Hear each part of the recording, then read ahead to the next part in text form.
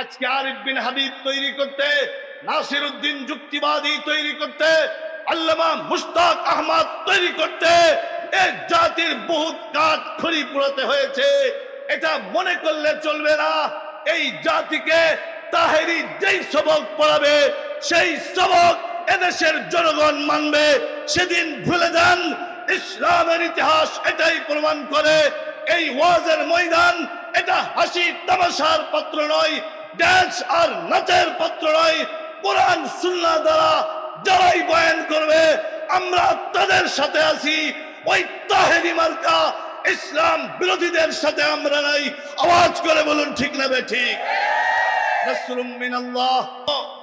অবহেলিত, ধিক্কৃত, নিন্দিত, অবাঞ্ছিত আজকে সব জায়গার মধ্যে আমরা মার খাচ্ছি।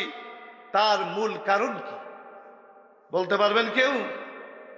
অথচ ইতিহাস তো এমনটা বলে না। একদিন মুসলমানের পেটে ভাত ছিল না, পরনে কাপড় ছিল না, হাতে অস্ত্র ছিল না, তারপরেও মুসলমান যেদিকে যাইত সেদিকেই বিজয়ের ধ্বনি। তার একটি মাত্র কারণ, মুসলমান সেদিন ঈমানকে বুকে ধারণ করেছিল।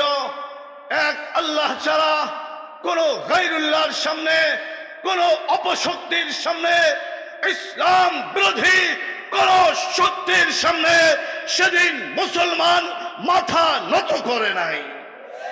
সুতরাং আজও সময় এসছে, আজকে ফিলিস্তিনের দিকে তাকান। কি অপরাধ ছোট্ট বাচ্চার, কি অপরাধ একজন বিধবার, কি অপরাধ একজন মুসলমানের। আজকে সেখানের হসপিটাল নিরাপদ নয়, সেখানের আশ্রয় কেন্দ্রগুলি নিরাপদ নয়, সেখানের মসজিদ মাদ্রাসা নিরাপদ নয়, সেখানের স্কুল কলেজ নিরাপদ নয়। তার মূল কারণ তারা তাওহীদে বিশ্বাসী, তারা এক আল্লাহকে বিশ্বাস করে। কথা বলেন ঠিক না বেঠিক?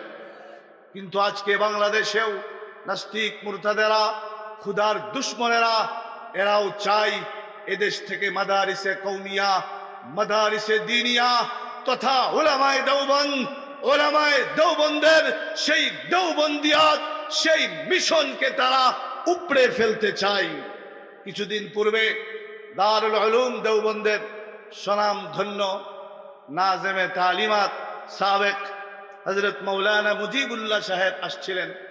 উনি বলেন, আমাকে জিজ্ঞাসা করা হয়েছে দারুল উলুম দেওবন্দের এরিয়া কতটুকু। তো হযরত মাওলানা মুজিবুল্লাহ সাহেব দামাত বারাকাতুহুমুল আলিয়া বলেছিলেন, আমি জানি না দারুল উলুম দেওবন্দের এরিয়া কতটুকু। এই কথা বলার পরে প্রশ্নকারী জিজ্ঞাসা করেছে, কি আশ্চর্য, আপনি দেওবন্দের শিক্ষা সচিব, আপনি দেওবন্দের নাজেমে তালিমাত, আপনি দেওবন্দের এরিয়া সম্পর্কে কিছুই বলতে পারেন না?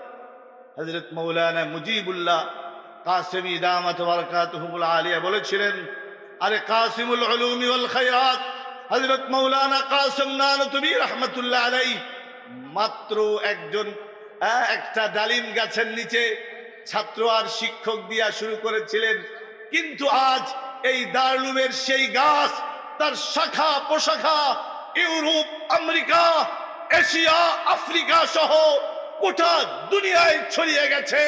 আমি বলতে পারবো না দারুল উলুম দেওবন্দের এই ইহাতা, এই এরিয়া আর সীমানা কতটুকুন পর্যন্ত ছড়িয়ে গেছে।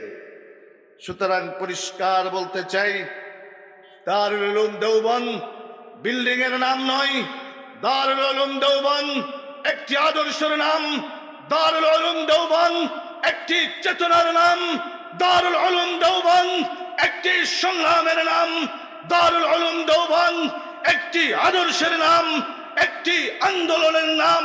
আজকে পৃথিবীর যেখানেই কোন হক্কানি রব্বানি আলেমদেরকে দেখবেন, বুঝবেন সেখানেই দারুল উলুম দেওবন্দের কোন সন্তান আছে, দারুল উলুম হাটহাজারীর কোন সন্তান আছে, গওহরডাঙ্গার কোন সন্তান আছে, দারুল উলুম খুলনার কোন সন্তান আছে।